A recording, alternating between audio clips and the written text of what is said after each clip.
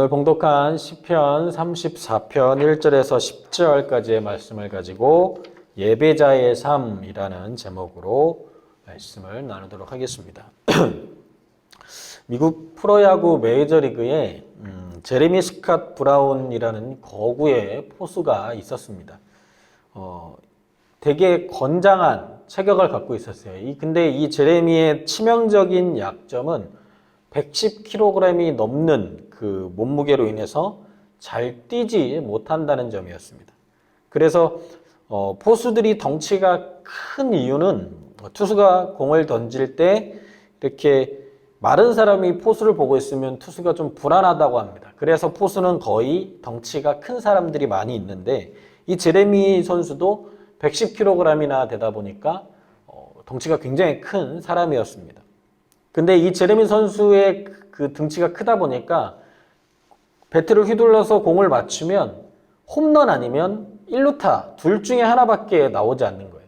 그러니까 2루타나 3루타를 한 번도 쳐보지 못한 거예요. 그래서 이 제레미 선수는 한번 결심을 해봅니다. 오늘 내가 한 번도 가보지 못한 길을 한번 가보겠다. 그래서 내가 오늘은 최소한 2루타, 정말 운이 좋으면 3루타까지 한번 노려서 한번 쳐보겠다. 그렇게 결심을 하고 공을 딱 쳤어요. 그러니까 굉장히 잘 맞았습니다. 그래서 다른 선수 같으면 2루뿐만 아니라 3루까지도 충분히 갈 수 있는 그런 타구가 나와서 열심히 뛰었어요. 그런데 이 제레미 선수가 열심히 뛰었는데도 불구하고 자기가 볼 때는 1루를 밟고 이렇게 2루로 향하는데 죽을 것 같은 거예요. 그래서 다시 엎드려서 이렇게 누워서 1루로 이렇게 손을 딱 짚고 심판을 딱 쳐다봤어요. 그래서 내가 아웃인가 세이브인가 되게 두근거리는 마음으로 오늘도 2루는 못 갔네 그런 마음으로 심판을 딱 쳐다봤는데 심판이 아무 콜을 안 하는 거예요. 그래서 왜 그런가 아웃이면 아웃이라고 얘기해주고 세이브면 1루에 멈추게 하면 되는데 왜 아무 말이 없지? 그런데 옆에 수비를 보고 있던 상대팀 1루 선수가 야, 너 뭐 하는 거야? 너 지금 홈런 쳤어. 빨리 돌아. 그러는 거예요. 그래서 일어나서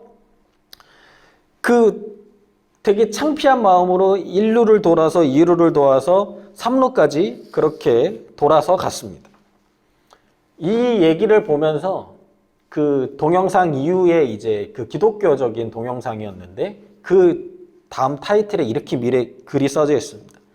이미 승리했는데 머뭇거리지 말라.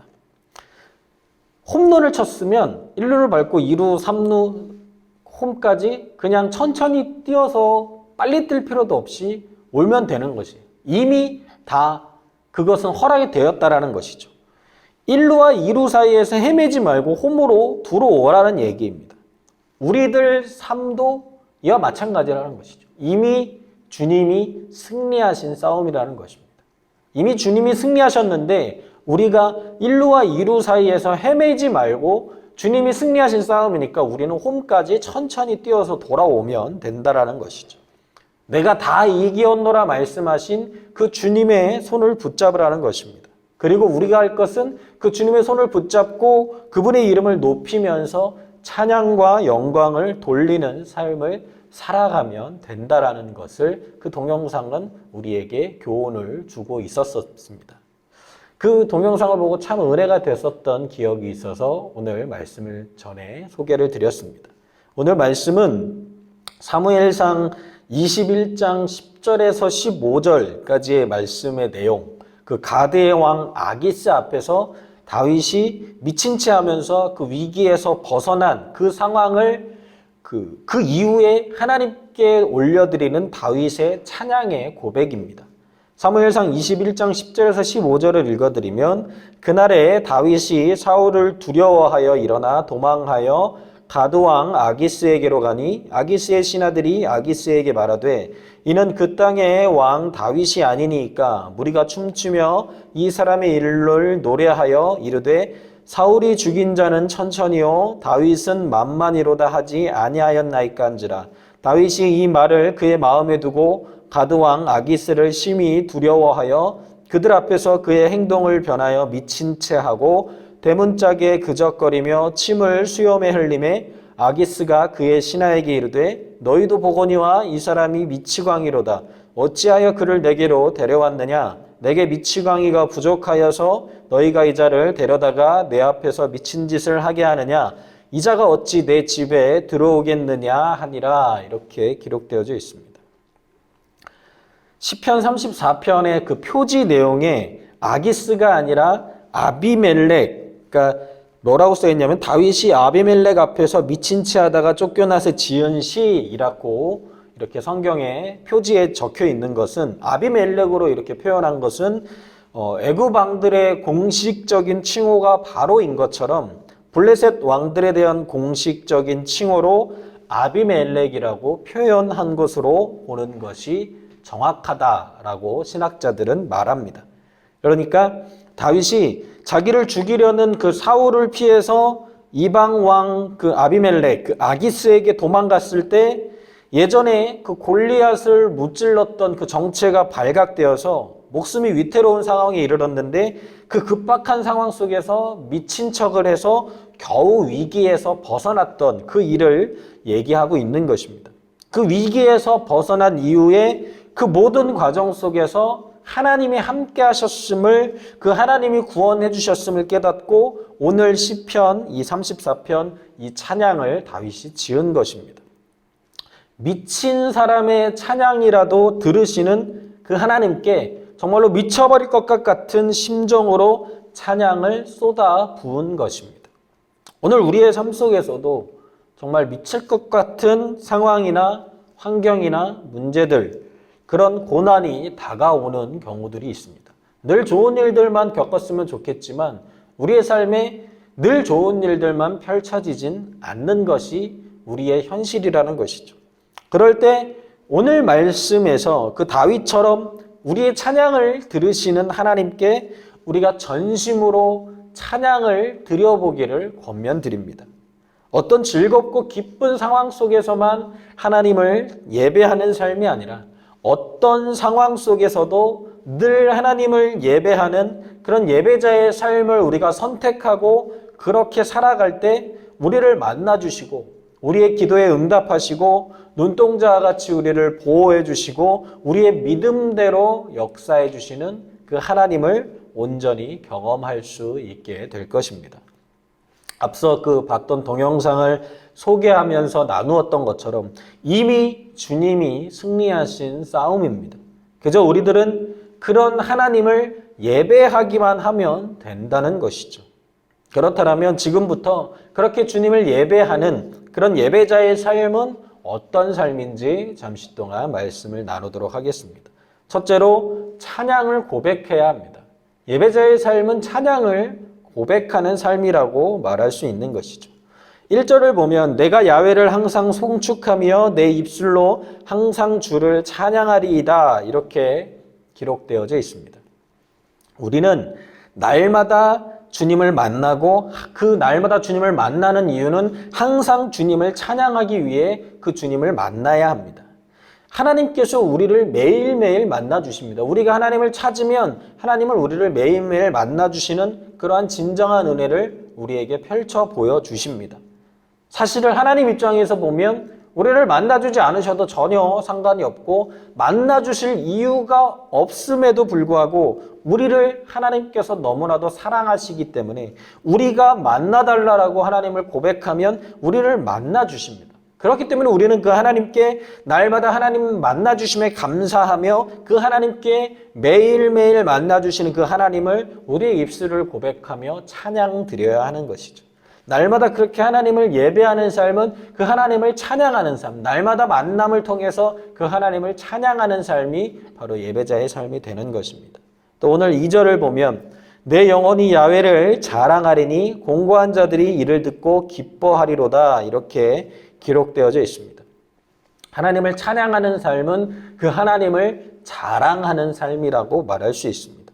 그 하나님을 자랑하려면 그 주님이 누구인지를 알고 그 주님의 구원에 감격한 상황이 될 때 우리가 그 주님을 자랑할 수 있습니다. 그 주님을 제대로 알려면 어떻게 합니까? 주의 말씀을 읽어야 되는 것이죠. 주의 말씀을 읽어야 그 주님을 제대로 알아가고 그 주님의 말씀 속에서 우리를 구원하여 주신 그 은혜를 발견하고 그 말씀을 통해서 살아계신 주님을 만나고 그 은혜가 너무나도 감격스럽기 때문에 그 주님을 우리는 자랑할 수 있게 되는 것입니다.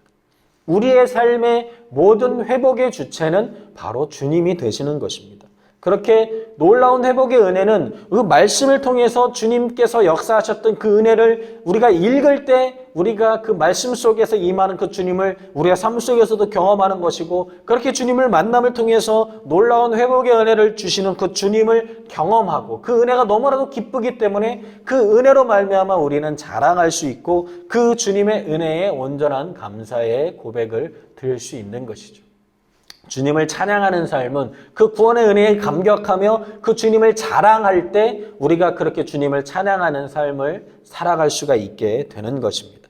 또 오늘 3절 말씀을 보면 나와 함께 야훼를 광대하시다 하며 함께 그의 이름을 높이세 이렇게 기록하고 있습니다. 찬양한다라는 것은 주님께서 야훼 하나님은 광대하십니다. 그 말은 하나님께 영광을 돌리는 삶을 의미합니다. 위대하신 하나님을 인정하고 그 하나님을 선포하는 것, 그게 바로 하나님을 영광 돌리는 삶이고 그게 바로 하나님께 찬양을 드리는 삶이 되는 것이죠. 날마다 하나님은 우리에게 풍성한 은혜를 부어주십니다. 그 풍성한 은혜를 부어주시는 그 풍성한 소망 되시는 그 하나님을 우리의 입술로 선포하는 것이 중요하다라는 것입니다. 하나님께 우리는 매 순간마다 도움을 받고 그 하나님의 은혜 안에 거하며 살아갑니다. 그것에 감사드리는 것이 당연하고 그 하나님께 영광 돌리는 삶이 당연하다라는 것이죠. 그렇게 우리의 입술로 주님께 영광 돌리고 감사를 올려드리면 그 은혜가 주변 다른 사람들에게도 흘러가게 되어 있습니다. 그게 바로 우리의 삶으로 주님을 나타내는 삶이고 그것이 바로 주님께 영광 돌리는 찬양을 고백하는 예배자의 삶이 되는 것입니다. 오늘도 우리의 삶 속에 그렇게 너무나도 큰 은혜를 허락하여 주시는 그 하나님께, 그 하나님은 광대하시다. 야훼 하나님은 광대하십니다. 나의 삶을 돌보시고 인도하시는 그 하나님 홀로 영광받아 주시옵소서. 그 주님만을 높이고 그렇게 주님만을 찬양하고 주님만을 온전히 예배하는 그러한 삶을 살아가게 되시기를 주님의 이름으로 축원드리겠습니다. 둘째로 간절히 부르짖어야 합니다. 예배하는 삶은 하나님께 간절히 부르짖는 삶이라고 말할 수 있습니다. 오늘 4절 말씀을 보면 내가 야훼께 간구하매 내게 응답하시고 내 모든 두려움에서 나를 건지셨도다 이렇게 기록되어져 있습니다. 우리가 하나님 앞에 기도하면 우리의 기도를 외면하지 않으시는 분이 바로 하나님이십니다. 그 하나님은 우리가 기도하면 그 당신의 선하신 손길로 우리를 건져주신다는 것이죠. 건지심을 경험하는 삶, 그러려면 간절히 부르짖어야 하는 것이죠. 예배자의 삶이라는 것은 하나님을 찬양할 때 하나님을 만나주시는 것이고 그 하나님께 간절히 기도하며 간절히 부르짖는 삶, 간절히 부르짖는다는 것은 그 하나님만을 의지하겠다라는 내 믿음을 고백하는 것입니다. 예배자의 삶에서 중요한 것은 내가 주인이 아니라 내 삶 속에 주님께서 주인이라는 것을 고백하는 것. 그러려면 주님께 간절히 간구하는 것. 그렇게 간절히 부르짖으면 그 주님의 건져주심을 경험하게 된다는 것이죠. 우리의 삶 속에 내가 살아가려고 하면 두려움과 공포를 이겨낼 수 없습니다. 하지만 내가 하려고 하면 두려움과 공포가 있는 삶이지만 주님께 의지하고 주님께 맡기고 나아가면 주님께서 건져주시면 그 건져주심을 경험하면 그 두려움과 공포는 온데간데 없이 사라지게 된다는 것을 우리들의 입술로 고백해야 한다는 것이죠. 신앙은 경험입니다. 내가 경험한 만큼 그 주님을 믿게 되는 것이죠. 하나님이 주시는 그 선하신 손길로 인해서 우리의 삶 속에 그 모든 두려움을 이겨내고 날마다 우리를 건져주심에 감사하도록 날마다 그 하나님께 내 인생의 주인 되시는 그 주님 앞에 간절히 기도로 나아가는 삶, 그것이 바로 예배자의 삶이라는 것을 기억하게 되시기를 주님의 이름으로 축원드리겠습니다.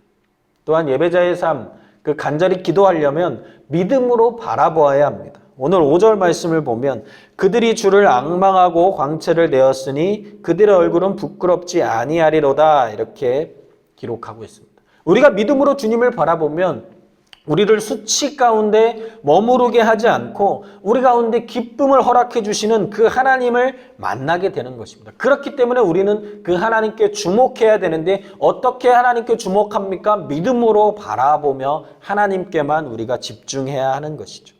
부끄러움을 당하지 않고 행복의 결과와 축복의 열매를 허락해 주실 것을 믿음으로 바라보고 우리들의 입술로 선포하는 것, 그것이 중요하다는 것입니다. 믿음은 생각만 하고 있는 것이 아니라 입술로 고백하는 것이 진짜 믿음입니다. 내 믿음은 내 안에 내 머릿속에만 있는 것이 아니라 내 입술의 고백으로 선포되어질 때 그게 진정한 믿음입니다. 우리의 말에는 능력이 있기 때문에 그렇습니다. 믿음으로 바라보면서 간절히 기도하고 입술로 고백해 보십시오. 그러면 분명히 주님의 은혜를 경험하게 될 것입니다. 우리가 그 예배자의 삶을 살아가며 믿음으로 바라보며 간절히 기도할 때 우리의 기도에 응답해 주시는 그 하나님을 오늘도 경험할 수 있음을 온전히 신뢰하고 그 주님께 나아가는 저와 여러분들 되시기를 주님의 이름으로 축원드리겠습니다. 또한 예배자의 삶으로 간절히 하나님 앞에 부르짖으려면 응답을 신뢰하는 마음이 있어야 합니다. 오늘 6절을 보면 이 곤고한 자가 부르짖음에 야훼께서 들으시고 그의 모든 환난에서 구원하셨도다 이렇게 기록하고 있습니다. 하나님은 우리의 모든 외침을 들으십니다. 또 그 듣는 것으로 그치는 것이 아니라 그 들으시고 신실하게 응답해 주시는 분이 바로 우리 하나님이신 것이죠. 그 하나님의 응답을 신뢰하는 것, 응답을 신뢰할 때 간절히 부르짖을 수 있습니다. 내가 간절히 구했는데 응답이 이루어지지 않을 것이라는 생각을 하고 있으면 간절히 기도할 수가 없는 것이죠. 우리가 간절히 기도하는 것은 내가 간절히 기도할 때 하나님이 분명히 응답해 주실 것이라는 그러한 신뢰가 있기 때문에 하나님께 간절히 기도하는 것입니다.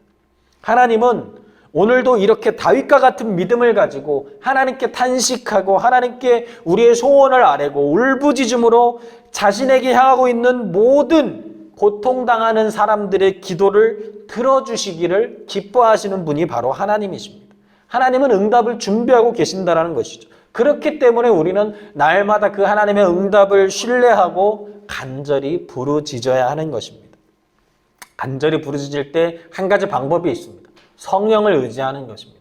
성령님을 인정하고 환영하고 모셔드리고 의지합니다. 바람같이 불같이 생수같이 나에게 임하여 주셔서 내 이 모든 기도가 하늘에 상달되어서 응답될 수 있도록 도와주십시오. 그렇게 성령을 통해서 응답을 신뢰하며 온전히 하나님 앞에 기도할 때 하나님께서 우리의 그 간절한 기도 가운데 역사하여 주실 것입니다. 그렇게 하나님 앞에 간절히 부르짖고 기도하는 삶, 그렇게 하나님 앞에 기도로 나아가는 삶이 바로 예배자의 삶이라는 것을 기억하게 되시기를 주님의 이름으로 축원드리겠습니다. 마지막으로 전심으로 경외해야 합니다. 전심으로 경외한다라는 것은 한마디로 하나님을 내 삶의 중심에 두고 행하는 삶이라고 말할 수 있습니다. 오늘 7절 말씀을 보면 야훼의 천사가 주를 경외하는 자를 둘러 진치고 그들을 건지시는도다 이렇게 기록하고 있습니다. 우리가 하나님을 전심으로 경외한다라는 것은 날마다 하나님을 내 삶의 중심에 두고 행동하는 삶은 어떠한 것이냐? 날마다 우리를 보호하여 주시는 그 하나님을 바라보고 그 하나님께 감사드리는 삶인 것이죠. 우리의 모든 삶의 공격으로부터 우리를 지켜주시고 보호해 주심에 우리는 진정한 감사로 나아가는 삶, 그것이 바로 예배자의 삶이라는 것입니다. 하나님은 우리의 삶의 신실한 보호자가 되어 주십니다. 또한 그 하나님의 보호만으로 우리의 삶에 충분한 은혜가 임한다라는 것이죠. 하나님은 오늘도 주무시지도 않고 눈동자와 같이 우리를 보호해 주시고 우리를 붙들어 주신다는 사실을 우리가 믿어야 하는 것입니다. 그런 믿음 속에서 하나님을 전심으로 경외하는 그러한 삶을 살아가는 것, 그게 바로 예배자의 삶이라는 것이죠. 제가 SNS에 어떤 분이 올린 그 글을 본 적이 있는데 잠시 소개를 하면 강풍이라는 제목으로 글을 올리셨어요. 어제 무서운 경험을 했다.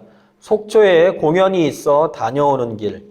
난생 처음 바람에 의해 고속도로에서 차가 흔들리는 그 무서운 경험을 하게 되었다. 마치 비행기가 심한 기류에 흔들리는 듯한 그 느낌. 그나마 터널이 많아서 그 순간들만큼은 위안을 삼으며 속초에 있었다. 차 안에 5명이 탔다는 그 사실에 최소한 차는 뒤집어지지 않겠지라는 생각을 하며 조심조심 운전을 했다. 가장 두려웠던 것은 행여나 트럭에 실린 물건들이 그 강풍 속에 바람에 날려서 우리 차에 피해를 입히지는 않을까 하는 생각에 기도하며 천천히 운전을 했다. 뉴스를 보니 정말 난리도 아니었고 행사장에서 우연히 타는 냄새가 난다는 이야기도 들었는데 서울에 도착해 보니 정말 큰 불로 인명피해와 엄청난 재난이 발생되었다라는 사실도 알게 되었다. 어제 경험했던 그 강풍을 생각하니 그럴 수도 있겠다는 생각을 했다. 그 정도 바람이라면 아주 작은 불씨라도 어쩔 수 없는 큰 피해가 발생되기도 하기 때문에 그런 생각이 들었다. 제발 더 이상 피해가 없기를, 복구가 신속히 잘 되기를 기도한다. 여러 가지로 뒤숭숭한 요즘 안타까운 소식들로 마음이 아프다.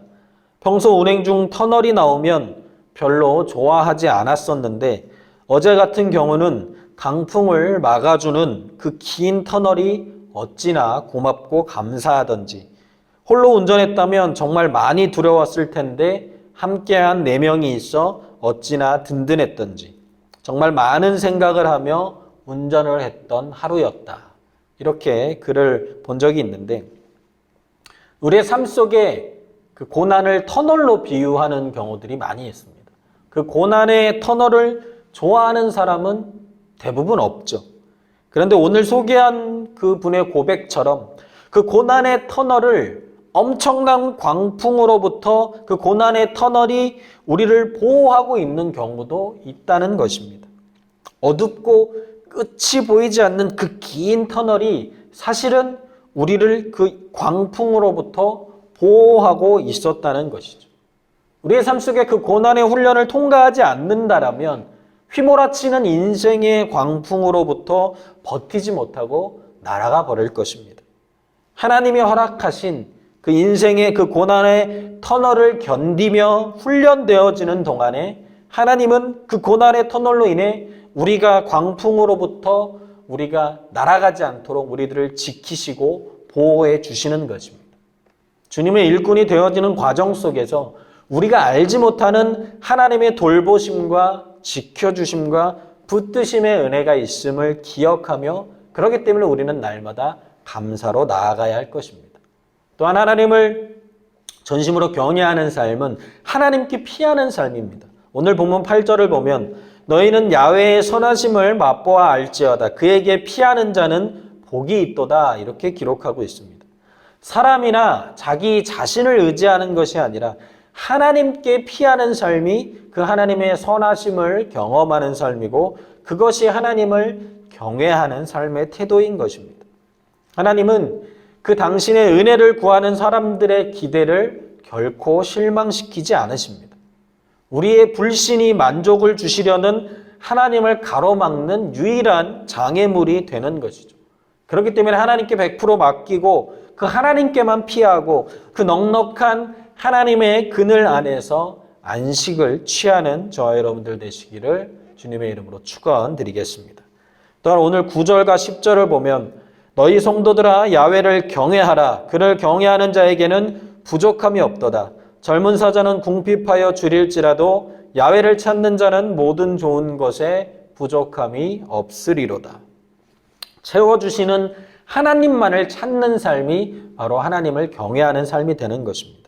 하나님은 우리에게 모든 좋은 것으로 채워주시는 부족함이 없는 하나님이십니다.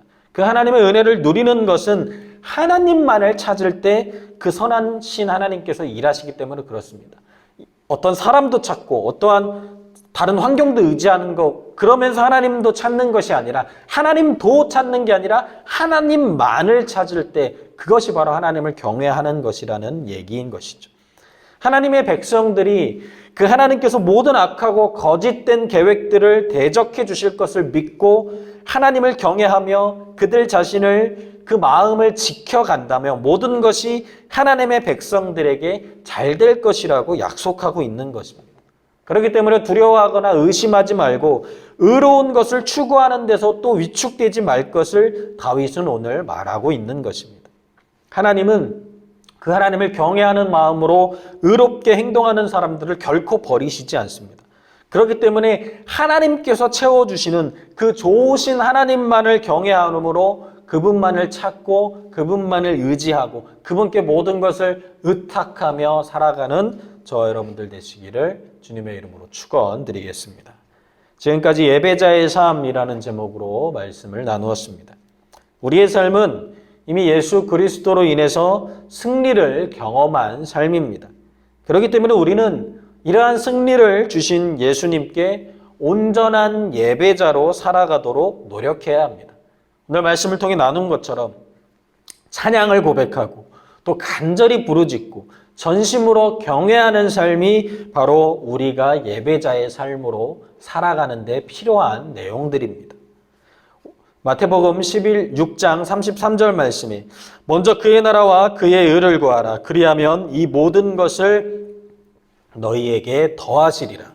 이 말씀처럼 우리가 하나님을 예배하는 삶을 살아갈 때 우리와 친밀한 관계를 맺어주시고 하나님께서 우리의 삶을 지키시고 돌봐주시고 붙들어 주시는 그러한 놀라운 은혜를 부어주실 것입니다. 그렇게 매일매일의 삶 속에 그렇게 하나님만을 온전히 예배하는 저 여러분들 되시기를 주님의 이름으로 축원드리겠습니다.